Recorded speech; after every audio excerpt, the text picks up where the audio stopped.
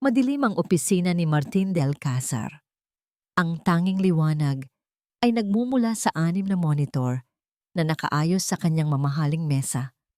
Bawat screen, isang anggulo ng kanyang sariling pamamahay.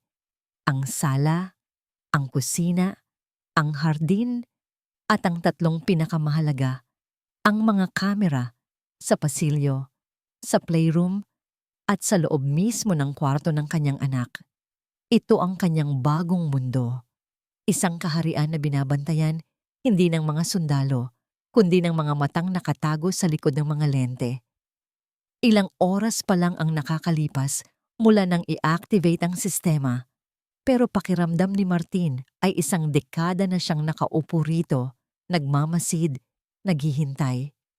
Naghihintay sa isang pagkakamali, isang senyales ng panlilinlang. Itinuon niya ang kanyang mga mata sa monitor na nagpapakita ng silid ni Leah. Doon, sa tabi ng kama ng kanyang natutulog na anak, ay nakaupo ang bagong yaya, si Lucia Santos. Tahimik itong nagbabasa ng libro sa ilalim ng dim na ilaw ng lampshade. Payapa ang mukha nito, simple, at walang bahid ng anumang masamang intensyon. Pero para kay Martin, ang kapayapaan ay isang ilusyon, isang mapait na alaala, ang biglang sumagi sa kanyang isip. Ang ngiti ni Cassandra, ang kanyang yumaong asawa. Ganoon din kapayapaan, ganoon din katamis. Ang ngiting iyon ang bumati sa kanya tuwing umaga. Ang ngiting iyon din ang huli niyang nakita, bago siya nito tinalikuran para sa iba. Napatiimang kanyang bagang, hindi na. Hindi na siya muling magpapalinlang. 2 araw ang nakalipas. Sa parehong opisina na ito, hinarap niya si Lucia Santos para sa isang interview. Simple lang ang itsura ng babae. Isang puting blouse na halatang luma na, pero malinis, at pantalong itim. Ang buhok niya ay nakatali lang sa isang simpleng ponytail. Sa resume na hawak ni Martin, nakasulat na 26 na taong gulang ito, high school graduate, at may ilang karanasan sa pag-aalaga ng bata sa kanilang probinsya. Walang espesyal, walang kahanga-hanga. At iyon mismo ang nagustuhan at kinabahala ni Martin. "Bakit mo gustong maging yaya, Miss Santos?" tanong niya. Ang boses ay kasing lamig ng aircon sa kanyang opisina. Napayuko ng bahagya si Lucia bago sumagot. "Kailangan ko po ng trabaho, sir, para po sa pamilya ko." Isang sagot na gasgas na. Isang sagot na laging ginagamit ng mga taong may itinatagong motibo. Pinagmasdan niya ito ng maigi. Ang mga mata nito ay hindi nagsisinungaling, sabi nila. Pero ang mga mata ni Lucia ay nakayuko, nakatago sa likod ng mahahabang pilikmata. "My daughter, Leah, is not like other children," diretsong sabi ni Martin. "She's delicate. She needs special care. May ideya ka ba sa kalagayan niya?" Dahan-dahang tumango si Lucia. "Nabanggit po sa akin ng ahensya, sir, na diagnose po siya ng partial paralysis sa mga binti pagkatapos ng isang aksidente." May bahid ng lungkot sa boses nito nang sabihin iyon. Hindi kumibo si Martin. Hinayaan niyang manatili ang katahimikan, isang taktika na madalas niyang gamitin sa negosyo para mabasag ang kumpiyansa ng kausap. Pero hindi natinag si Lucia. Nanatili itong tahimik, naghihintay. Wala kang formal na training sa physical therapy. Wala kang medical background. Paano mo siya aalagaan? Sa pagkakataong yun, dahan-dahang nag-angat ng tingin si Lucia. At sa unang pagkakataon, nakita ni Martin ang mga mata nito. Malungkot, pero may determinasyon. "Aalagaan ko po siya ng buong puso, sir. Hindi ko po siya pababayaan." May kung anong kumurot sa dibdib ni Martin. Isang emosyon na matagal na niyang ibinaon, pero mabilis niya itong iwinaksi. Ang puso ay madaling lokohin. Ang ebidensya, hindi. "Okay," sabi niya sabay tayo. "You're hired. Mag-uumpisa ka bukas. Ang mga patakaran ay ibibigay sa iyo ng kasambahay. Isang patakaran lang ang manggagaling sa akin." Lumapit siya sa bintana at tumingin sa labas. Huwag na huwag mo akong bibigyan ng dahilan para pagsisihan na pinagkatiwalaan kita. Hindi niya nakita, pero narinig niya ang mahinang sagot nito. Makakaasa po kayo, sir. Kinabukasan, bago pa man dumating si Lucia, dumating ang mga technician. Walang sino mang nakakaalam sa mansyon maliban sa kanya. Ang utos niya ay malinaw. Ang pinakamaliit, pinakamalinaw, at pinakatagong mga kamera sa bawat sulok, sa bawat anggulo. Gusto niyang makita ang lahat, ang bawat galaw, ang bawat salita, ang bawat buntong hininga. Ang tiwala ay isang pribilehiyo. At para kay Martin de Alcázar, kailangan itong patunayan. Ibinalik niya ang kanyang atensyon sa monitor. Tumayo na si Lucia mula sa pagkakaupo. Dahan-dahan itong lumapit sa kama ni Lia. Inayos nito ang kumot na bumabalot sa kanyang anak. Hinaplos nito ang buhok ni Lia ng buong ingat na para bang isa itong babasaging kristal, isang normal na kilos para sa isang yaya. Walang kahina-hinala. Pero hindi pa yun natapos doon. Umupo si Lucia sa gilid ng kama. Dahan-dahan niyang inalis ang kumot sa mga binti ni Lia. Ang mga payat na binti na hindi na muling nakagalaw mula nang mangyari ang aksidenteng iyon. Sinimulang masahin ni Lucia ang mga binti ng bata at napakunot ang noo ni Martin. Hindi iyon isang simpleng masahe. May sistema sa bawat haplos. May presyon sa bawat diin ng kanyang mga daliri. Mula sa sakong, paakyat sa binti, patungo sa hita. May ritmo, may kaalaman. Ang mga galaw ay tiyak at puno ng kasanayan. Isang bagay na hindi mo makikita sa isang ordinaryong high school graduate na naghahanap lang ng trabaho. Pinanood ni Martin ang bawat kilos sa screen. Ang kanyang pagdududa ay napalitan ng matinding pagtataka. Ang babaeng ito ay hindi lang basta isang simpleng aplikante. Mayroon siyang itinatago. Hindi isang masamang sikreto, marahil, pero isang sikreto pa rin. Sino ka ba talaga, Lucia Santos?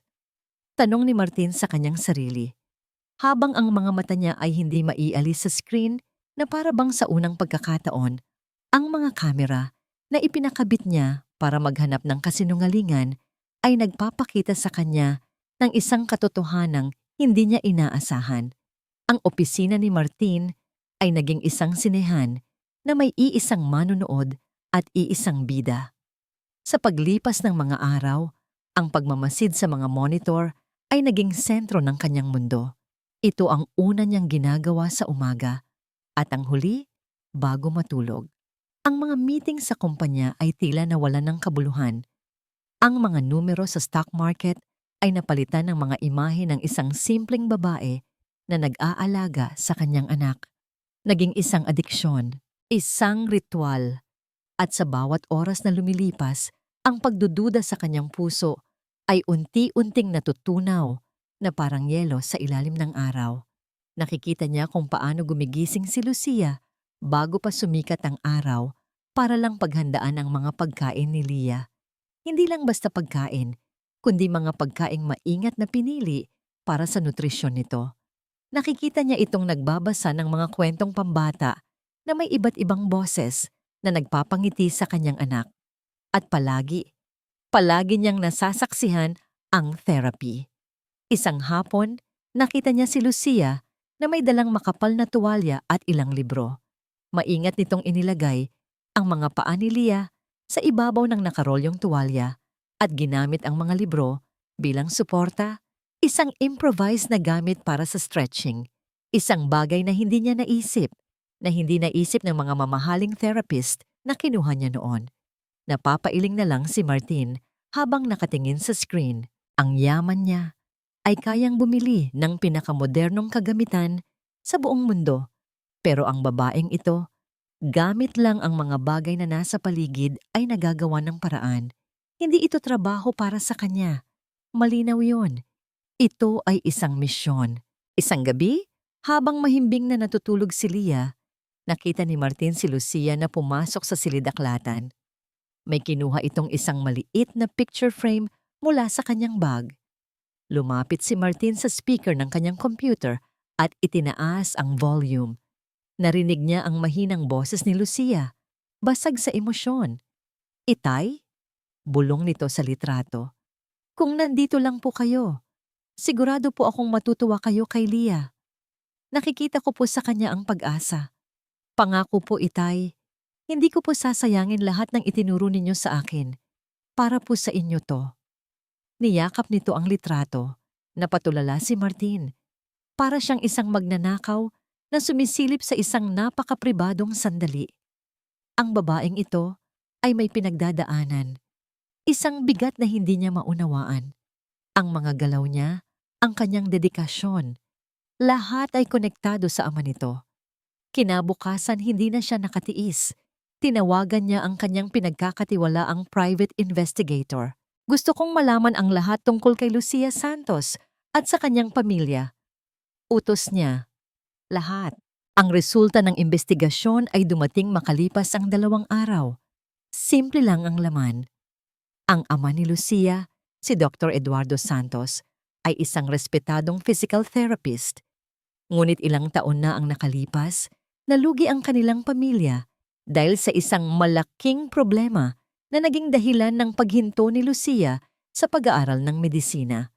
Walang detalye kung ano ang problemang iyon. Mas lalong naguluhan si Martin, isang estudyante ng medisina. Kaya pala alam na alam niya ang kanyang ginagawa. Pero bakit niya ito itinago?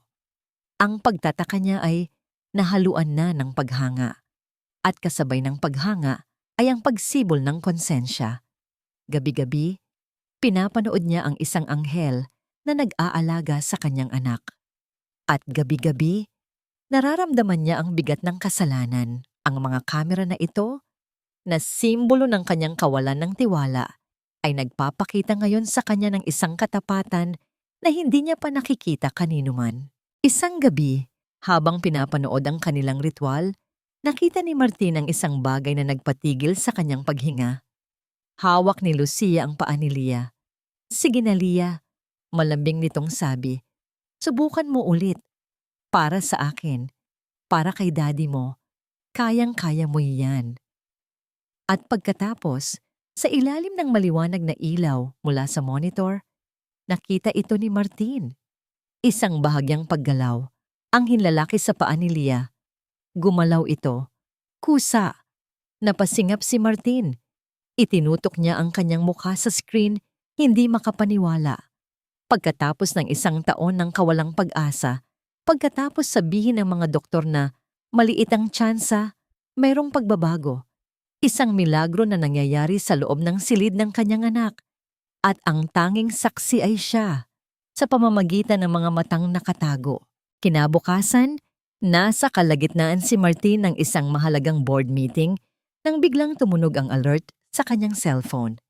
Isang notifikasyon na may malakas na tunog na namataan sa silid ni Lia. Mabilis niyang binuksan ang app ng CCTV sa kanyang telepono. Hindi alintana ang mga nagtatakang tingin ng kanyang mga board member. Ang narinig niya ay hindi sigaw ng pag-iyak o anumang sakuna. Ito ay isang tunog na halos 1 taon na niyang hindi naririnig. Isang halakhak, malakas, masaya, at totoong-totoong halakhak mula sa kanyang anak. Agad niyang itinutok ang kamera. Nakita niya si Lucia na kinikiliti si Lia. At ang kanyang maliit na prinsesa ay tumatawa ng walang tigil. Ang mga mata nito ay kumikinang sa tuwa. Nakangiti rin si Lucia, isang nangiti na abot hanggang sa mga mata, isang nangiti na tila kayang magpaliwanag ng pinakamadilim na silid. Nakatitig lang si Martin sa screen ng kanyang telepono. Ang ingay ng board meeting ay nawala. Ang mundo niya ay huminto. At sa unang pagkakataon sa loob ng napakatagal na panahon, naramdaman ni Martin de Alcázar ang muling pagtibok ng kanyang puso. Para kay Lucia, ang mansyon ng mga de Alcázar ay isang malaking palasyo na gawa sa yelo. Maganda, marangya, pero kulang sa init. Ang bawat gamit ay mamahalin, ang bawat sulok ay makintab, pero ang katahimikan ay halos nakakabingi. Ang nag-iisang araw sa palasyong ito ay si Lia. Sa tuwing kasama niya ang bata, nawawala ang lamig ng paligid.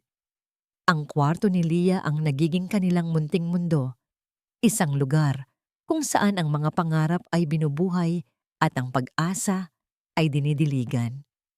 Si Sir Martin, ang hari ng palasyong ito, ay isang anino lamang. Isang anino na dumarating kapag tulog na ang lahat at umaalis. Bago pa man magising ang umaga, nakikita niya ito minsan sa hapagkainan. Tahimik na kumakain, ang mga mata ay laging nasa telepono o sa malayo. Malamig ang kanyang mga mata, pero sa likod ng lamig na yon, nakikita ni Lucia ang isang bagay na pamilyar sa kanya. Isang malalim na kalungkutan. Isang kalungkutan na katulad ng sa kanya. Kaya't hindi niya ito magawang katakutan. Sa halip, naaawa siya. Isang hapon, habang pinapatulog niya si Leah, tumunog ang kanyang cellphone. Ang nanay niya, pilit niyang pinasigla ang kanyang boses. "Nay, kamusta po?" "Okay lang kami dito, anak," sagot ng kanyang ina. Pero rinig ni Lucia ang pagod sa boses nito. "Yung kapatid mo, kailangan na ulit ng pambayad sa eskwela. Pasensya na, anak. Kung..." "Nay, okay lang po." Mabilis na putol ni Lucia, ayaw nang marinig ang kasunod. "Huwag po kayong mag-alala. Magpapadala po ako sa katapusan. Sapat po ang sahod ko dito." Pagkatapos ng tawag, napabuntong hininga siya. Sapat nga ba? Sapat para sa gamot ng nanay niya, sa pag-aaral ng kapatid niya at sa mga utang na iniwan ng kanilang nakaraan. Kailangang maging sapat. Tumingin siya kay Leah na mahimbing nang natutulog. Hinaplos niya ang malambot na buhok nito. Si Leah ang kanyang lakas. Ang pag-aalaga sa bata ay hindi lang trabaho. Ito ay isang paraan para pagbayaran ng isang bagay na hindi niya nagawa sa nakaraan. Nang magising si Leah, sinimulan na ni Lucia ang kanilang pang-araw-araw na ehersisyo. Habang dahan-dahan niyang minamasahe ang mga binti ng bata, hindi niya maiwasang magkwento. "Alam mo ba, Leah?" Bulong niya. "Pangarap ko talagang maging physical therapist. Katulad ni Itay." Ang sabi niya, ang mga kamay daw namin ay instrumento para magbigay ng pag-asa. Sa bawat paggalaw, sa bawat pag-unat, binibigyan namin ng pagkakataon ang mga taong katulad mo na muling mangarap.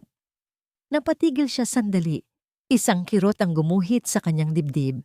Pero minsan, kahit gaano pa kaganda ang intensyon mo, may mga bagay lang talagang hindi para sa'yo. Ipinagpatuloy niya ang ehersisyo. Ibinubuhos ang lahat ng kanyang kaalaman at pagmamahal sa bawat haplos. Para kay Leah. Para sa kanyang Itay. Pero okay lang. Ngumiti siya. Dahil sa'yo, Leah, natutupad ko pa rin ang pangarap ko. Araw-araw. Hindi niya namalayan ang pagbukas ng pinto. "Anong ginagawa mo?" Ang boses na yon, malamig at may awtoridad, ay nagpatindig ng kanyang mga balahibo. Napalingon siya at nakita niya si Sir Martin nakatayo sa may pintuan. Ang mga mata ay nakatutok sa kanyang mga kamay na nasa binti ni Leah. Bumilis ang tibok ng puso ni Lucia. Ito na ba yon? Ang katapusan ng trabaho niya? Sir!" Nanginginig niyang sabi. Mabilis na inalis ang kanyang mga kamay. Pa Pasensya na po. Hindi ko po sinasaktan si Leah. Ito po ay..." Hindi niya alam kung paano ipapaliwanag. Pero sa halip na magalit, pumasok si Martin sa loob ng kwarto. Lumapit ito sa kanila. Umupo ito sa kabilang gilid ng kama. Ang mga mata ay hindi pa rin inaalis sa ginagawa niya kanina. "Saan mo natutunan yan?" tanong nito. Mas mahinahon na ngayon. Sa tatay ko po," sagot ni Lucia. "At saka po, nag-aral po ako dati. Physical therapy. Hindi ko lang po natapos." Tumango si Martin. Tila malalim ang iniisip. Tumingin ito kay Leah. Pagkatapos ay ibinalik ang tingin sa kanya. At sa mga mata nito, sa unang pagkakataon, may nakita siyang kakaiba. Hindi pagdududa, hindi galit, kundi isang bagay na mas malambot. Ipagpatuloy mo, sabi nito. Nag-aalangan man, sinunod niya. Ipinagpatuloy niya ang ehersisyo, pero ngayon, ramdam niya ang bawat paghinga ng lalaking nasa tabi niya.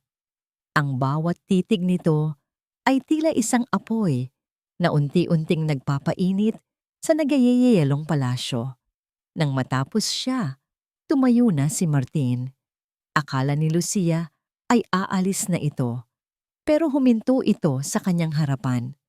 Salamat, sabi nito. Isang salita lang. Pero para kay Lucia, ang isang salitang yon ay may bigat na katumbas ng 1,000 papuri. Isang salita na nagpatunaw sa kaba sa kanyang dibdib at pinalitan ito ng isang di maipaliwanag na kilig. Ngumiti siya, isang tunay na ngiti. Para po kay Leah, sir. Ding dong. Ang tunog ng doorbell ay bumasag sa kanilang sandali. Nagkatinginan sila. Inaasahan mo ba ang bisita? Tanong ni Martin. Kumunot ang noo. Umiling si Lucia. Bumaba si Martin para tingnan kung sino ito. Sumunod si Lucia sa di kalayuan, dala-dala ang tuwa sa kanyang puso. Pagbukas ng pinto, isang babaeng napakaganda ang bumungad sa kanila. Nakasuot ito ng mamahaling bestida, ang buhok ay perpekto ang pagkakaayos. Ngumiti ito nang makita si Martin. Martin, darling, sabi nito, ang boses ay matamis, pero may halong talas. Niyakap nito si Martin ng mahigpit. I missed you.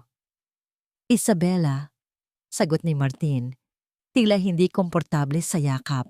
Napansin ni Isabella si Lucia na nakatayo sa likuran. Tiningnan siya nito mula ulo hanggang paa. Pagkatapos, isang nangiti ang sumilay sa mga labi ni Isabella. Isang nangiting hindi umabot sa kanyang mga mata.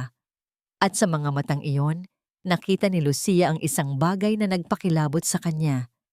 Hindi lang ito isang simpleng titig ng pagtatasa. Ito ay isang titig ng pagkakakilala. At sa isang iglap, bumalik ang lamig sa palasyo. Mas matindi pa kaysa dati. Ang pagdating ni Isabella Montenegro ay parang isang malamig na hangin biglang pumasok sa loob ng bahay. Bigla, ang namumuong init sa pagitan ni Martin at Lucia ay napalitan ng isang tensyon na halos nahihipo. Naging madalas ang pagdalaw ni Isabella. Palagi siyang may dalang mamahaling laruan para kay Leah at mga kwento tungkol sa kanilang masasayang nakaraan ni Martin. Sa harap ng lahat, siya ang perpektong kaibigan, maalalahanin, masayahin at puno ng suporta.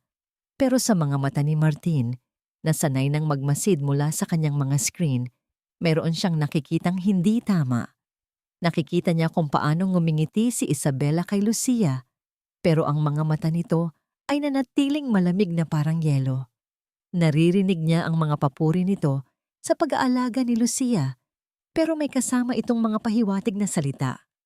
She seems devoted. Napakaswerte mo, Martin. Mahirap makahanap ng ganyang klase ng tao ngayon. Sabi nito isang hapon, habang pinapanood nila si Lucia na nagpapakain kay Leah sa hardin. Pero you have to be careful, darling. Minsan, kung sino pa ang mukhang anghel, sila pa ang may tinatagong sungay. Ang mga salitang iyon ay parang lason na dahan-dahang kumakalat sa ugat ni Martin. Binubuhay nito ang mga demonyo ng kanyang nakaraan, ang mga alaala ng pagtataksil ni Cassandra. Nahahati siya. Sa isang banda, nakikita niya araw-araw ang katapatan ni Lucia. Ang pag-aalaga nito kay Leah ay hindi peke, ramdam niya iyon. Pero sa kabilang banda, ang mga babala ni Isabella ay sumasalamin sa kanyang pinakamalalim na takot. Isang araw, naghahanda ng merienda si Lucia sa kusina nang biglang pumasok si Isabella. Oh, nandyan ka pala, sabi ni Isabella, kumuha ng baso at nagsali ng juice. You know, Lucia, I appreciate what you're doing for Leah, pero huwag mong isipin na dahil mababait sa'yo si Martin ay may kung anong espesyal na sa inyo. Hindi umimik si Lucia. Ipinagpatuloy lang niya ang paghiwa ng mansanas. He's a good man, Patuloy ni Isabela, lumalakad palibot sa kusina. Pero nasaktan na siya dati. Masyado siyang mapagtiwala. Kaya bilang kaibigan niya, trabaho kong siguraduhin na hindi na yon mauulit. Huminto ito sa likuran ni Lucia at sa isang aksidenteng galaw, natabig ni Isabela ang baso ng juice at tumapon ang malagkit na likido sa puting uniforme ni Lucia. "Oh my God! I'm so sorry!" sabi ni Isabela. Ang boses ay puno ng pagkukunwari. "Ang clumsy ko talaga." "Okay lang po, ma'am," sagot ni Lucia. Kumuha ng basahan at pinunasan ng sahig kahit na ang sarili niyang damit ang nabasa. Nanatili siyang nakayuko. Mula sa kanyang opisina, pinapanood ni Martin ang lahat sa monitor. Kumuyom ang kanyang kamao. Malinaw na sinadya iyon. Ang paraan ng pagkakatabig, ang ngisi sa labi ni Isabela. Nang tumalikod si Lucia, kitang-kita niya ang lahat. May isang parte sa kanya na gustong bumaba at ipagtanggol si Lucia. Pero pinigilan niya ang sarili. Ano ang sasabihin niya? Na nakita niya sa secret camera? Ang mga kamera na ipinakabit niya para protektahan ang kanyang sarili ay ngayon ang pumipigil sa kanya na gawin ang tama. Nang gabing iyon, nilalagnat si Lia. Hindi mapakali si Martin. Si Lucia naman ay hindi umalis sa tabi ng bata. Basang-basa ng maligamgam na tubig ang bimpo na paulit-ulit niyang ipinupunas sa noo ni Lia. Pumasok si Martin sa kwarto, dala ang gamot. "Kamusta siya?" tanong niya. Ang boses ay puno ng pag-aalala. "Mababa na po ang lagnat, sir," sagot ni Lucia, hindi inaalis ang tingin kay Lia. "Kailangan lang po natin siyang bantayan." Magdamag silang dalawa sa loob ng kwarto. Walang masyadong salita, pero ramdam nila ang presensya ng isa't isa. Sa mga sandaling iyon, hindi sila amo at katulong. Sila ay 2 taong nag-aalala para sa iisang bata. Nang bandang madaling araw, nakatulog na si Lia ng mahimbing. Napabuntong hininga sa ginhawa si Lucia. "Salamat, Lucia," sabi ni Martin. Ang mga salita ay tila mas may bigat ngayon. "Hindi ko alam ang gagawin ko kung wala ka." Nag-angat ng tingin si Lucia. Sa ilalim ng dim na ilaw, nakita ni Martin ang pagod sa mga mata nito. Pero mayroon ding panangiti. Isang nangiting nagbigay ng kakaibang kapayapaan sa puso ni Martin. "Trabaho ko po to, sir." "Hindi," umiling si Martin. "This is more than a job. Alam ko." Nagkatitigan sila. Sa katahimikan ng madaling araw, may isang koneksyon na nabuo. Isang bagay na totoo at hindi kayang sirain ng anumang lason. O iyon ang akala niya. Kinabukasan, habang nasa opisina siya at daladala pa rin ang init ng sandaling iyon, tumunog ang kanyang cellphone. Isang text message mula kay Isabela. Binuksan niya ito. Isang litrato. Nasa litrato si Lucia, nakatayo sa isang eskinita sa labas ng kanilang village, kausap ang isang lalaking may itsurang brusko at mukhang siga. May inaabot na pera si Lucia sa lalaki. Ang mukha ay puno ng takot. Kasunod ng litrato ay isang text. "An ko tsak min bit moi tu ve ko bao mau da Hong Martin. Hay kang tan, em chi mung bao ve an." "Are you sure you know everything about that nanny, Martin? Be careful. I just want to protect you." Napatitig si Martin sa screen. Ang init na naramdaman niya kagabi ay biglang nawala, na para bang binuhusan ng isang baldeng nagyayelong tubig. Ang babaeng kausap ng isang mukhang kriminal. Ang pera. Ang takot sa kanyang mukha. Sino ang lalaking yon? Ano ang ibinabayad niya? Anong gulo ang daladala niya sa loob ng pamamahay ni Martin? Bumalik ang lahat ng demonyo. Ang pagdududa. Ang takot. Ang imahe ni Cassandra na ngumingiti habang niloloko siya. Napahilot siya sa kanyang sentido. Ang kanyang mundo ay muling gumuho. Ang mga sumunod na araw ay naging isang impyerno para kay Lucia. Ramdam niya ang pader na muling itinayo ni Sir Martin sa pagitan nila. Ang mga mata nito ay bumalik sa dati. Malamig, mapanuri at malayo. Ang mga ngiti at pasasalamat ay naging formalidad na lang. Ang init na minsan niyang naramdaman ay naglaho na parang bula. Kasabay nito, ang pang-aasar ni Isabela ay lalong lumala. Hindi na ito patago. Sa tuwing wala si Martin, ang mga salita nito ay nagiging matutulis na punyal-o. Alam mo, Lucia, sabi nito isang araw habang nagkakape sa sala, may mga tao talagang hindi marunong lumingon sa kanilang pinanggalingan. Ginagamit nila ang kanilang amo para makaahon sa kahirapan. Nakakadiri, di ba? Nananatiling tahimik si Lucia. Ano man ang sabihin niya, alam niyang gagamitin lang iyon laban sa kanya. Ang tanging magagawa niya ay yumuko, tiisin ang sakit, at magtrabaho ng maayos para kay Leah. Pero ang pinakamasakit sa lahat ay ang pagbabago ng pakikitungo ni Sir Martin. Ang lalaking minsan niyang nakita bilang isang taong nalulungkot lang ay isa na namang malupit na hari sa kanyang nagyayelong palasyo. At hindi niya maintindihan kung bakit.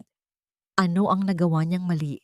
Isang umaga, habang naglilinis siya ng mga gamit sa sala, abala ang kanyang isip sa pag-iisip kung saan kukuha ng pambayad sa huling hinihingi ng lalaking nagpapautang sa kanila.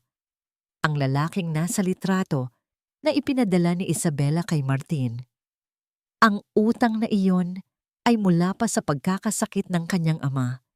Isang utang na tila habang buhay niyang babayaran.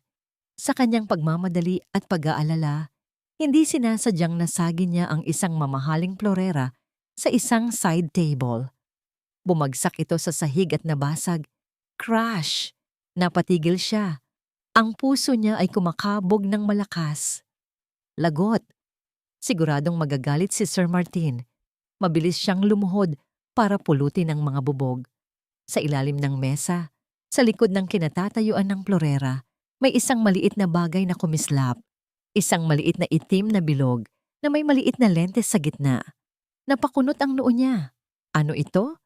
Dahan-dahan niyang inabot. Nang mahawakan niya, naramdaman niyang medyo mainit ito.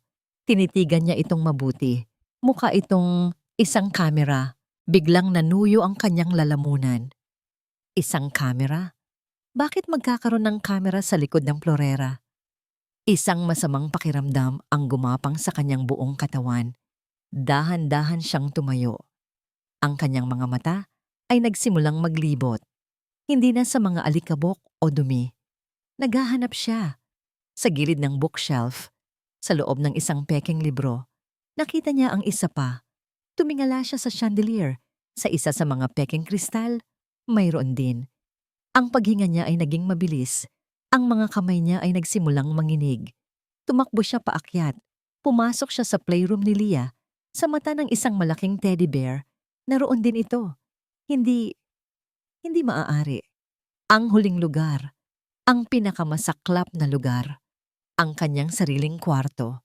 Itinabi niya ang maliit na lampshade sa kanyang bedside table. At doon, nakadikit sa ilalim, nakita niya ito.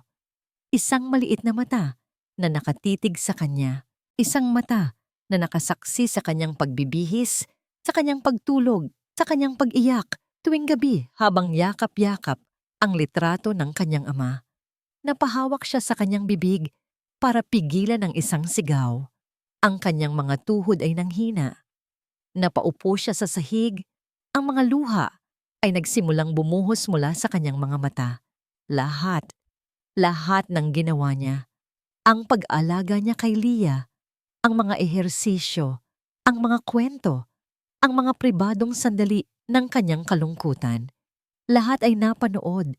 Hindi ito pag-aalala. Hindi ito seguridad. Ito ay pagdududa. Isang malalim at nakakainsultong pagdududa. Ang pagbabago ng pakikitungo ni Sir Martin. Ang lamig sa mga mata nito. Ngayon, naiintindihan na niya. Mula sa simula, hindi siya nito pinagkatiwalaan. Isa lang siyang tauhan na kailangang bantayan. Isang potensyal na kriminal. Ang sakit ay hindi mailarawan. Parang isang kutsilyo na itinarak sa kanyang likod. Ang tiwalang ibinigay niya. Ang respeto. Ang namumuong pagtingin. Lahat ay kasinungalingan. Pinunasan niya ang kanyang mga luha. Ang kalungkutan ay napalitan ng isang matinding galit. Galit hindi lang para sa sarili niya, kundi para sa dignidad na kanyang iningatan. Kinuha niya ang kamera mula sa ilalim ng lampshade. Pinutol niya ang wire nito. Tumayo siya. Ang kanyang mga kamay ay mahigpit na nakakuyom sa maliit na aparato. Nang bumukas ang pinto sa ibaba, alam niyang si Martin iyon. Hinintay niya ito sa gitna ng sala. Nang makita siya ni Martin, nagulat ito sa itsura niya. Ang kanyang mga mata ay namumugto, pero matigas ang kanyang ekspresyon. Walang salita, itinaas ni Lucia ang kanyang kamay. Ipinakita niya ang kamera na hawak niya. Ang mukha ni Martin ay biglang namutla. Nawala ang lahat ng kulay dito. Isang tanong lang ang lumabas sa bibig ni Lucia. Ang boses niya ay basag, pero puno ng bigat ng isang pusong pinagtaksilan. "Bakit, Sir Martin?" Ang tanong ni Lucia ay umalingaw-ngaw sa tahimik na sala. Para itong isang basag na salamin, matalas at mapanakit. Nakatayo si Martin sa may pintuan, hindi makagalaw. Nahuli siya. Walang lusot. Ang lahat ng mga senaryo na inisip niya sa kanyang utak, ang lahat ng posibleng pagdadahilan, ay biglang naglaho. Sa harap ng nasasaktang mga mata ni Lucia, wala siyang masabi. "Bakit?" Ulit ni Lucia. Ang boses ay nagsimula ng manginig, hindi na sa galit, kundi sa pigil na pag-iyak. "Lahat ba ng ito? Isang palabas lang? Ipinakita ninyo sa akin na nag-aalala kayo, na nagpapasalamat kayo, pero sa likod ng lahat, pinapanood ninyo ako na parang isang kriminal?" Lumakad si Martin papasok. Isinara ang pinto sa likuran niya.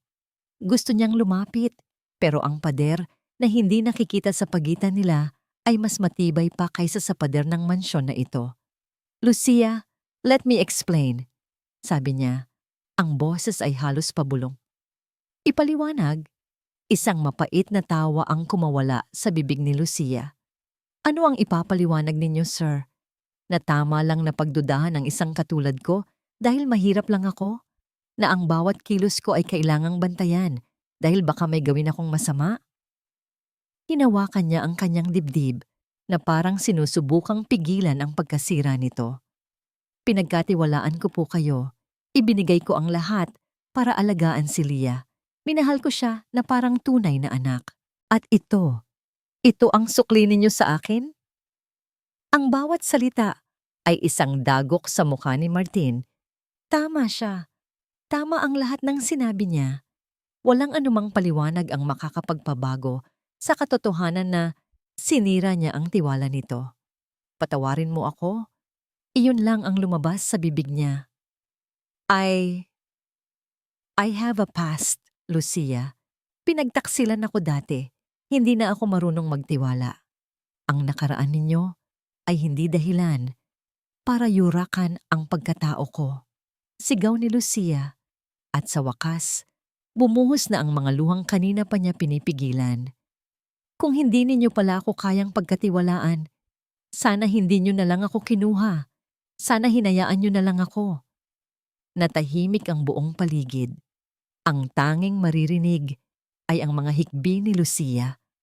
Ang bawat hikbi ay parang isang karayom na tumutusok sa puso ni Martin. Ito ang kinatatakutan niya. Ang makasakit ng isang inosenteng tao dahil sa sarili niyang mga demonyo. At ngayon, nangyayari na nga. "Alis na ako," sabi ni Lucia. Pinupunasan ang kanyang mga luha gamit ang likod ng kanyang palad. Determinado ang kanyang boses. "Huwag," mabilis na sabi ni Martin.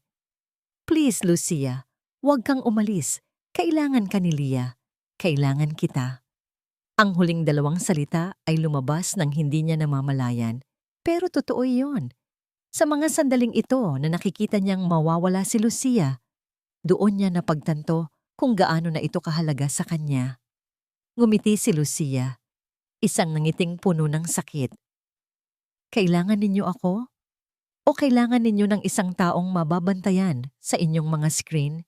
Paano ako mananatili sa isang bahay kung saan Ang bawat galaw ko ay sinusubaybayan, kung saan ang bawat kilos ko ay hinuhusgahan. Tumalikod ito at nagsimulang maglakad paakyat ng hagdan. Lucia, please! Pagmamakaawa ni Martin sumunod sa kanya. Mag-usap tayo. Aalisin ko ang mga kamera. Lahat. Just, just stay. Huminto si Lucia sa gitna ng hagdan at muli siyang hinarap. Hindi na po tungkol sa mga kamera ito, Sir Martin. Mahina niyang sabi. Tungkol na ito sa tiwala. At sinira niyo na po iyon. Pagkasabi noon, tuluyan na siyang umakyat. Walang nagawa si Martin kundi ang tumayo roon. Pakiramdam niya ay siya ang pinakawalang kwentang tao sa buong mundo. Pinanood niya itong pumasok sa kwarto ni Leah. Pagkalipas ng ilang minuto, lumabas ito. Ang mga mata ay lalo pang namumugto. Nagpaalam ito sa kanyang natutulog na anak. Isang huling halik sa noo. Pagkatapos, pumasok ito sa sarili niyang kwarto. Mabilis lang. Paglabas nito, may dala na itong isang maliit na bamag. Ang lahat ng gamit niya ay kasya sa isang bag na yon. Dumaan ito sa kanyang harapan nang hindi man lang siya tinitingnan. Para siyang hangin. Binuksan nito ang pinto. Bago ito tuluyang lumabas, lumingon ito sa huling pagkakataon. Sana balang araw, matutunan ninyong magtiwala ulit, sabi nito. Pero hindi na sa akin. At pagkatapos, isinara nito ang pinto. Naiwan si Martin sa gitna ng sala. Ang mansyon ay muling naging malamig at tahimik. Pero ngayon, ang katahimikan ay mas mabigat, mas malungkot. Umupo siya sa kanyang opisina, sa harap ng mga monitor na ngayon ay nagpapakita ng mga walang laman na silid. Ang mga matang nakatago na dati niyang sandalan ay ngayon ang simbolo ng kanyang pinakamalaking pagkakamali. Nawala na si Lucia. At sa kanyang paglisan, naramdaman ni Martin ang isang sakit na mas matindi pa kaysa sa sakit ng pagtataksil na dinanas niya noon. Dahil sa pagkakataong ito, alam niyang siya at siya lamang ang may kasalanan. Biglang tumunog ang kanyang telepono. Si Isabella. Hello, Martin? Masayang boses nito sa kabilang linya. I heard what happened. Em nghe nói cô ta đã bỏ đi rồi. Thấy chưa? Em đã nói với anh mà. These kinds of people, hindi talaga mapagkakatiwalaan. Hindi sumagot si Martin. Sa boses ni Isabella, wala siyang narinig na simpatya. Ang narinig niya ay tagumpay. At sa unang pagkakataon, isang matinding pagdududa ang nabuo sa kanyang isip. Isang pagdududa na hindi nakatutok kay Lucia, kundi sa babaeng nasa kabilang linya. Pinatay niya ang tawag. Ang buhay sa labas ng mansyon ay isang sampal ng katotohanan para kay Lucia. Ang sahod na naipon niya ay mabilis na naubos sa pambayad ng mga utang at sa pang-araw-araw na gastusin. Ang paghahanap ng bagong trabaho ay mahirap. Wala siyang maipakitang magandang recommendation mula sa kanyang huling pinagtrabahuan. Nakatira siya ngayon sa isang maliit na kwarto na inuupahan sa isang masikip na lugar sa Maynila, kasama ang 2 pang babae. Bawat araw ay isang pakikibaka. Para makaraos, kumuha siya ng trabaho bilang tagahugas ng pinggan sa isang maliit na karinderya. Ang kanyang mga kamay, na dating sanay sa pag-aalaga at pagbibigay lunas, ay ngayon maghapong nakababad sa maduming tubig at sabon. Pero ang pinakamasakit ay hindi ang pagod o ang kahirapan. Ang pinakamasakit ay ang pangungulila. Gabi-gabi, bago matulog, naiisip niya si Leah. Kamusta na kaya ang bata? May nagpapatuloy kaya ng kanyang mga ehersisyo? May nagbabasa pa kaya sa kanya ng mga kwento hanggang sa makatulog? Ang mga tanong na yon ay parang mga tinik na tumutusok sa kanyang puso. Naiisip din niya si Martin. Ang huling tingin nito, puno ng pagsisisi at pagmamakaawa. Isang parte niya ang gustong maniwala sa pagsisising iyon.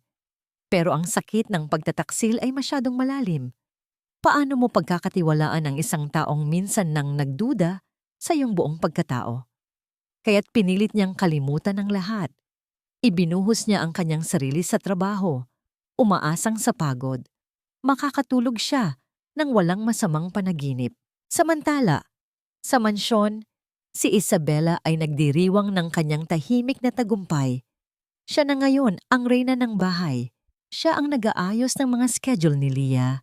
Siya ang pumipili ng bagong yaya. At siya ang laging nasa tabi ni Martin, nagbibigay ng suporta. Pero alam niyang hindi pa tapos ang laban. Habang si Lucia ay malaya, mayroon pa ring panganib na baka magkabalikan sila ni Martin. Nakikita niya sa mga mata ni Martin ang pangungulila. Kailangan niyang tapusin si Lucia minsan at para sa lahat. At mayroon siyang perpektong plano. Isang araw, habang tumutulong siyang mag-ayos ng mga alahas ng yumaong si Cassandra, itinago niya ang isa sa pinakamahalagang piyesa, isang kwintas na diamante na may malaking asul na sapiro sa gitna. Isang kwintas na alam ng lahat ay paborito ni Martin. Kinabukasan, gumawa siya ng eksena. "Martin! Martin, nawawala!" Sigaw niya, ang boses ay puno ng pagkataranta. "Ang kwintas ni Cassandra, yung paborito mo, hindi ko mahanap." Hinalughog nila ang buong kwarto pero wala. "Sino ang huling pumasok dito bukod sa atin?" tanong ni Isabela. Ang mga mata ay nagpapanggap na nag-aalala. May iba pa bang may access dito? Pagkatapos, tumigil siya na para bang may bigla siyang naalala. Oh my God! Martin, si Lucia. Siya ang huling nag-ayos ng mga gamit dito bago siya umalis, di ba? Hindi kailanman inisip ni Lucia na ang susunod niyang makikita ay mga pulis na kumakatok sa kanyang pintuan. Nagtataka siyang lumabas mula sa karinderya.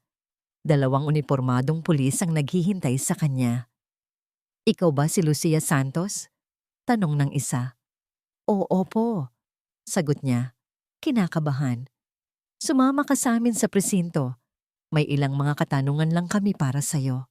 Sa presinto, ang mundo ni Lucia ay tuluyang gumuho. Isang kaso ng pagnanakaw, isang mamahaling kwintas, at ang lahat ng ebidensya ay nakaturo sa kanya. "Pero hindi po ako magnanakaw." Pagtanggi niya, ang mga luha ay muling dumadaloy. "Wala po akong kinuha."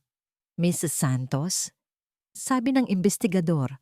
Ang isa sa mga kasambahay sa mansyon ay nagsabi na nakita kanyang pumasok sa kwarto ni Mrs. de Alcazar noong araw na umalis ka. Isang bagay na hindi mo naman daw madalas gawin. Isang kasinungalingan na itinanim ni Isabela sa isip ng isang bagong katulong. At bukod pa riyan, may inilabas na isang plastic bag ang pulis. Sa loob nito ay isang pamilyar na bagay. Isang sanglaan receipt, nakapangalan sa kanya. Isinangla mo ito sa isang pawn shop malapit sa inuupahan mo, katumbas ng malaking halaga. Napatulala si Lucia. Resibo? Hindi siya nagpunta sa anumang pawn shop. Pero ang pinakamatinding dagok ay ang sumunod. "Kailangan naming halughugin ang iyong mga gamit, Miss Santos.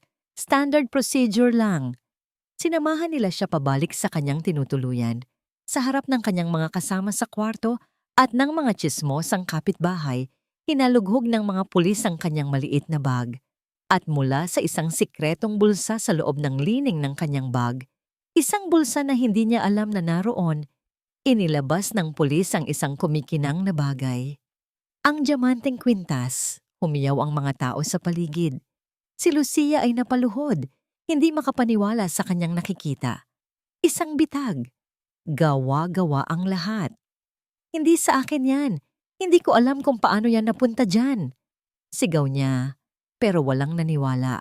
Ang malamig na posas ay ikinabit sa kanyang mga kamay. Habang isinasakay siya sa sasakyan ng pulis, ang mga tingin ng panghuhusga mula sa mga tao sa paligid ay mas masakit pa kaysa sa higpit ng bakal sa kanyang pulso. Tumingala siya sa langit, ang ulan ay nagsimulang pumatak. Pakiramdam niya, pati ang langit ay nakikisimpatiya sa kanyang sinapit. Wala na. Ito na ang wakas. Ang huling dagok na tuluyang wawasak sa kanyang buhay at sa kanyang pangalan. Ang katahimikan sa mansyon ay naging isang halimaw. Bumabangon ito sa gabi, gumagapang sa bawat pasilyo, at bumubulong sa taingan ni Martin ng kanyang mga pagkakamali.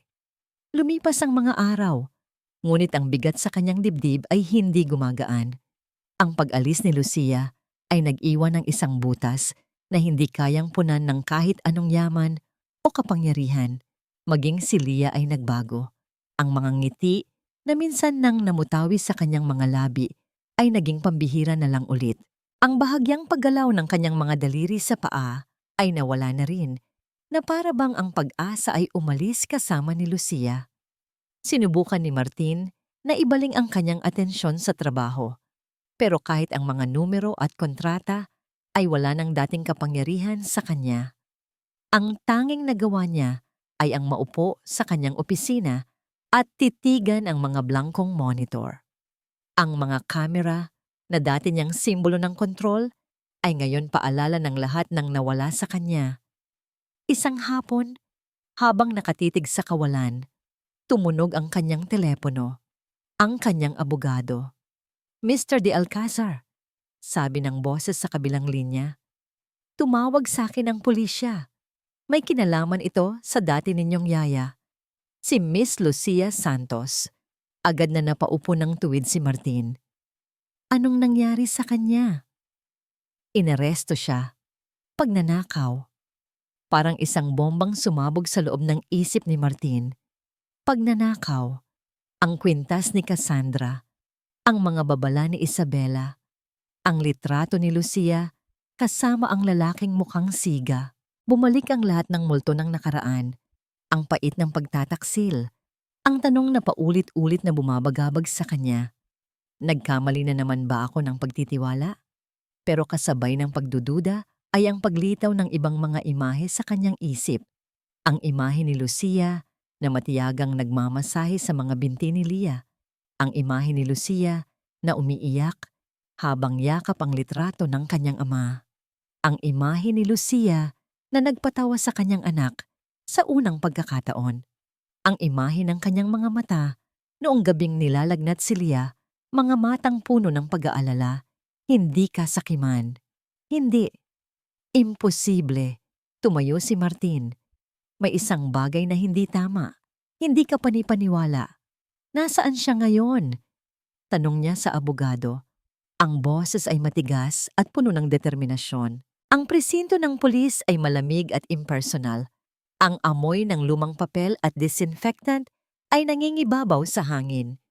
Sa isang sulok, sa likod ng mga rehas na bakal ng isang holding cell, nakita niya si Lucia. Nakaupo ito sa isang bangko na kayuko, ang buhok ay nakatakip sa kanyang mukha. Mukha siyang maliit, nawawala sa loob ng maluwag na damit. Mukha siyang talunan. Isang matinding kirot ang naramdaman ni Martin. Siya ang may gawa nito. Ang kawalan niya ng tiwala ang nagtulak sa babaeng ito palabas ng kanyang bahay at sa sitwasyong ito. Kinausap niya ang desk officer, pagkatapos ay ang kanyang abogado. Hindi niya inintindi ang mga detalye ng kaso o ang matibay na ebidensya. Isa lang ang alam niya. "Magpiyansa ako," sabi niya. "Gawin mo ang lahat. Ilabas mo siya dyan." Ilang oras ang lumipas. Nang sa wakas ay lumabas si Lucia mula sa selda, nagtama ang kanilang mga mata. Ang mga mata ni Lucia ay walang emosyon, blanko, na para bang lahat ng luha ay naubos na. Hindi niya ito pinansin. Naglakad ito ng diretso na para bang hindi siya nakikita. Pero humarang si Martin sa kanyang daraanan. "Lucia," sabi niya. Hindi ito sumagot. Patuloy lang itong nakatingin sa malayo. "Sumakay ka na sa kotse. Ihahatid kita." "Hindi na kailangan." Malamig nitong sagot. Sa wakas ay nagsalita. "Kaya ko na po ang sarili ko." Sinubukan nitong lampasan siya, pero marahan niyang hinawakan ang braso nito. Napapitlag ito sa kanyang paghawak. "Hindi ako naniniwala," sabi ni Martin. Ang boses ay puno ng isang damdamin na ngayon lang narinig ni Lucia mula sa kanya. Isang absolutong katiyakan. "Hindi ako naniniwala na ginawa mo yon." Sa wakas, tumingin ito sa kanya. Ang mga mata nito ay puno ng pagod at pagkalito. Alam kong hindi mo yun magagawa. Pagpapatuloy ni Martin, ang kanyang mga mata ay hindi bumibitaw sa kanya. May nag-set up sa'yo at papatunayan ko yon. Napangiti si Lucia, isang nangiting walang bahid ng saya. Bakit pa? Para ano pa? Para muli ninyo akong pagdudahan? Umiling si Martin. Hindi, sabi niya. Ang pagsisisi ay malinaw sa kanyang boses. Para bawiin ang tiwala mo at para itama ang lahat ng pagkakamali ko. Tinitigan niya ito ng diretso sa mga mata. Ang kanyang puso ay nasa kanyang mga salita. Hayaan mo akong tulungan ka, Lucia. Hayaan mo akong ipakita sa iyo na natuto na ako. Please, bigyan mo ako ng pagkakataon na bawiin ang tiwala mo. Sa unang pagkakataon, sa loob ng maraming taon, naramdaman ni Martin na siya ang may kontrol sa kanyang buhay, hindi ang takot. Ang pagpapalaya kay Lucia ay simula pa lang. Ngayon, kailangan niyang hanapin ang katotohanan. Ang unang hakbang, ang lalaki sa litrato. Ipinadala niya ang larawan sa kanyang private investigator. Makalipas ang ilang oras, may sagot na siya. Ang lalaki ay isang kilalang loan shark sa lugar kung saan nakatira ang pamilya ni Lucia. Ito ang nagpatibay sa kutob ni Martin. Hindi ito kriminal na kasabwat, kundi isang desperadong babae na ginagawa ang lahat para sa pamilya. Ang pangalawang hakbang, si Isabela. Kailangan kong malaman ang lahat tungkol kay Isabela Montenegro, utos niya sa investigator. Lahat ng koneksyon niya, lalo na sa nakaraan. Partikular na ang anumang ugnayan sa pamilya Santos mula sa probinsya nila. Habang naghihintay, ginawa ni Martin ang isang bagay na dapat ay matagal na niyang ginawa. Kinausap niya si Lucia. Dinala niya ito sa isang tahimik na lugar, malayo sa mga mapanghusgang mata. Sa una ayaw nitong magsalita. Ang pader sa pagitan nila ay mataas pa rin. Lucia, sabi ni Martin, para mapatunayan ko ang kawalan mo ng kasalanan, kailangan ko ang tulong mo. Kailangan kong malaman ang nakaraan mo. Ang malaking problema na sumira sa pamilya ninyo. Nag-atubili si Lucia. Pero sa mga mata ni Martin, wala na siyang nakitang pagdududa, kundi isang desperadong pagnanais na tumulong. At sa wakas, nagkwento siya. Ikinuwento niya ang tungkol sa kanyang ama, si Dr. Eduardo Santos, isang napakagaling na physical therapist. Ikinuwento niya ang tungkol sa isang mayamang pasyente na biglang nagsampa ng kaso ng malpractice laban sa kanyang ama. Isang kaso na walang basihan, pero dahil sa impluwensya ng pamilya ng pasyente, natalo sila. Nawala ang kanilang lisensya, ang kanilang klinika, ang kanilang dangal. Ang kanyang ama ay namatay sa sama ng loob. Ano ang pangalan ng pamilyang nagsampa ng kaso? Tanong ni Martin. Ang puso niya ay kumakabog. Ang mga Montenegro. Para itong isang kidlat na tumama kay Martin. Montenegro. Ang apelyido ni Isabela. Biglang tumunog ang telepono ni Martin. Ang investigator. Sir, sabi nito sa kabilang linya, may nahanap ako.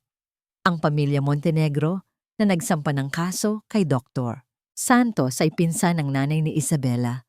At ang pasyenteng involved, ang lola mismo ni Isabela Montenegro. Ang lahat ng piraso ay nagkabit-kabit. Ang pagkakakilala ni Isabela kay Lucia, ang pagkamuhi, ang mga babala, ang pag-setup. Lahat ay may dahilan. Nakilala ni Isabela si Lucia mula pa sa simula.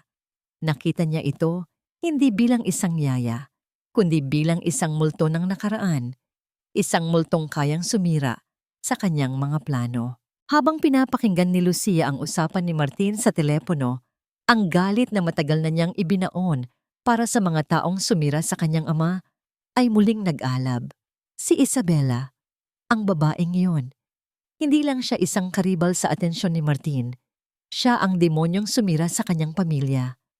Nang ibaba ni Martin ang telepono, nagkatinginan sila. Sa mga mata ng isa't isa, nakita nila ang parehong bagay, ang pagnanais para sa katarungan. May plano ako, sabi ni Martin. Pero kailangan kita sa tabi ko. Sa unang pagkakataon, tumango si Lucia, hindi bilang isang yaya, kundi bilang isang kakampi. Ang entablado ay nakahanda. Isang family dinner sa Mansyon de Alcázar. Ang bisitang pandangal, si Isabela Montenegro. Dumating si Isabela suot ang kanyang pinakamagandang damit. Ang mukha ay nagliliwanag sa tagumpay. Para sa kanya, ito na ang gabi kung kailan tuluyan nang mapapasa kanya si Martin. Pero nagulat siya nang makita si Lucia nakatayo sa tabi ni Martin, hindi bilang isang katulong, kundi bilang kapantay nito. Anong ginagawa niya dito? Matalas na tanong ni Isabela. Siya ang dahilan kung bakit tayo narito ngayong gabi. Kalmadong sagot ni Martin. Inilabas ni Martin ang isang folder. Isabela, pamilyar ka ba sa isang kaso ng malpractice sa probinsya ninyo? Ilang taon na ang nakalipas? Laban sa isang Dr. Eduardo Santos? Ang mukha ni Isabela ay biglang namutla. Hindi ko alam ang sinasabi mo. Talaga? Ngumiti si Martin, isang nangiting mapanganib. Dahil ang investigator ko ay may nakuhang testimonya mula sa isa sa mga dating nurse sa ospital. Isang testimonya na nagsasabing binayaran mo siya para magtanim ng pekeng ebidensya laban kay Dr. Santos. Lahat para makuha ng pamilya mo ang insurance money mula sa lola mo. Kasinungalingan, sigaw ni Isabela. At ang kwintas ni Cassandra, pagpapatuloy ni Martin, hindi siya pinapansin. Nakalimutan mo sigurong may isa pang kamera sa bahay na ito na hindi ko kontrolado. Ang CCTV sa labas ng village. Naglabas siya ng isang litrato, isang still image mula sa isang video. Ipinapakita nito ang personal assistant ni Isabela na palihim na ipinapasok ang kwintas sa bag ni Lucia noong araw na ito ay umalis. Nagkamali ka ng kalaban, Isabela, sabi ni Martin. Ang boses ay mababa at puno ng galit. Doon na bumigay si Isabela.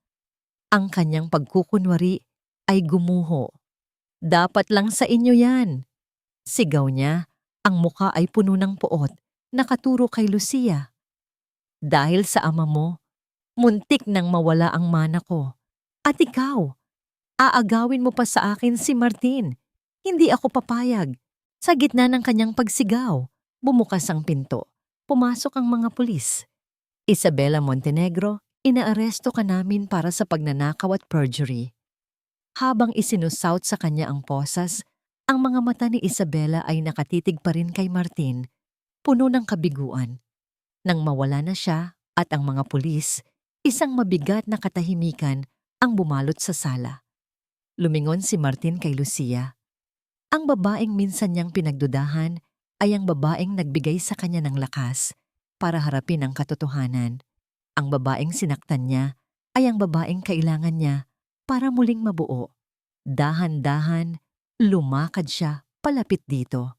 Walang salita, walang pag-aalinlangan. At sa harap niya, lumuhod si Martin. Hindi bilang isang amo na humihingi ng tawad, kundi bilang isang lalaking nagsusumamo. Itinaas niya ang kanyang mga mata, puno ng lahat ng sakit, pagsisisi at pagmamahal na hindi niya masabi. Patawarin mo ako, Lucia. Nakatitig si Lucia sa lalaking nakaluhod sa kanyang harapan.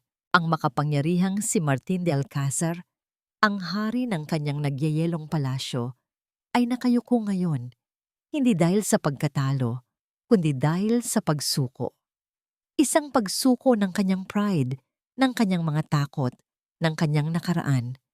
Ang galit na naramdaman ni Lucia para sa kanya ay matagal nang nawala, napalitan ng pag-unawa, at ngayon, ng isang matinding awa at pagmamahal, dahan-dahan, inabot niya ang kanyang kamay at hinawakan ang balikat nito. Tumayo ka, Martin, mahina niyang sabi. Nang tumingin ito sa kanya, ang mga mata nito ay puno ng luhang hindi dumadaloy. Tumayo ito, pero hindi nito binitiwan ang pagkakahawak sa kanyang kamay. Lucia, alam kong hindi sapat ang sorry, sabi nito. Ang boses ay basag. Pero kung bibigyan mo ako ng isa pang pagkakataon, ipinapangako ko, araw-araw kong papatunayan na karapat-dapat ako sa tiwala mo. Hindi sumagot si Lucia sa pamamagitan ng salita. Sa halip, ginawa niya ang isang bagay na matagal nang gustong gawin ng kanyang puso. Iginaya niya ang mukha nito, palapit sa kanya at hinalikan ito. Isang halik na puno ng pagpapatawad, ng pagtanggap, at ng pangako ng isang bagong simula. Ang mga sumunod na buwan ay isang panahon ng paghilom. Ang pangalan ni Dr. Eduardo Santos ay nalinis. Ang testimonya ng nurse na binayaran ni Isabela ay naging daan para muling buksan ang kaso. Ang hustisya, kahit nahuli na, ay nakamtan din. Tinulungan ni Martin si Lucia na makabalik sa pag-aaral. Sa pagkakataong ito, hindi na bilang isang pangarap na naudlot, kundi bilang isang katotohanang abot kamay na. Habang si Lucia ay abala sa kanyang mga libro at klase, si Martin naman ang nag-asikaso kay Leah, isang papel na ginampanan niya ng buong puso. Natuto siyang maging isang tunay na ama, hindi lang isang tagapagbigay. Ang mga kamera sa mansyon ay matagal nang wala. Napalitan ng mga ito ng mga litrato. Mga litrato nilang tatlo na magkakasama, nakangiti at masaya. Ang palasyong dating gawa sa yelo ay unti-unting napuno ng init ng isang tunay na tahanan. Si Leah, sa tulong ng walang sawang pag-aalaga ni Lucia at ng inspirasyong bigay ng kanyang ama, ay nagsimulang magpakita ng mga kamangha-manghang pagbabago. Mula sa paggalaw ng daliri, natuto siyang igalaw ang kanyang buong paa. At sa tulong ng braces at ng walang hanggang pasensya ng 2 taong nagmamahal sa kanya, nagawa niyang muling tumayo. Isang hapon, ilang taon pagkatapos ng lahat ng bagyo, dinala ni Martin si Lucia sa isang lugar. Isa itong bagong tayong gusali. Maliit lang, pero moderno ang disenyo. "Ano to?" nagtatakang tanong ni Lucia. Ngumiti si Martin at inabot sa kanya ang isang susi. Sa harap ng gusali, may isang malaking karatula. Santos Healing and Rehabilitation Clinic. In memory of Dr. Eduardo Santos. Napahawak si Lucia sa kanyang bibig. Ang mga luha ng kaligayahan ay bumuhos mula sa kanyang mga mata. "Martin, ito ang pangarap ng tatay mo," sabi ni Martin. Niyakap siya mula sa likuran. "At ngayon, ito na rin ang pangarap mo. Ituloy mo ang nasimulan niya, mahal. Magbigay ka ng pag-asa sa iba, tulad ng pagbibigay mo ng pag-asa sa akin." Humarap si Lucia sa kanya at niyakap ito ng mahigpit. "Mahal kita, Martin. Mas mahal kita, Lucia. Noon, ngayon, at magpakailanman." Sa hardin ng kanilang mansyon, kung saan minsan ay puno ng anino at pagdududa, ngayon ay puno ng tawanan. Pinapanood nila si Leah, na ngayon ay isa ng masiglang bata, na dahan-dahang naglalakad patungo sa kanila. Ang bawat hakbang ay isang simbolo ng kanilang tagumpay. "Daddy! Mommy!" sigaw nito. Ang matamis na boses ay musika sa kanilang pandinig. Magkahawak kamay na sinalubong ni Martin at Lucia ang kanilang anak. Niyakap nila itong dalawa, isang pamilyang binuo hindi ng dugo, kundi ng pag-ibig na sinubok ng panahon. Isang pamilyang itinayo mula sa mga guho ng nakaraan, pinatatag ng pagpapatawad at pinag-isa ng isang tiwalang hinding-hindi na muling masisira.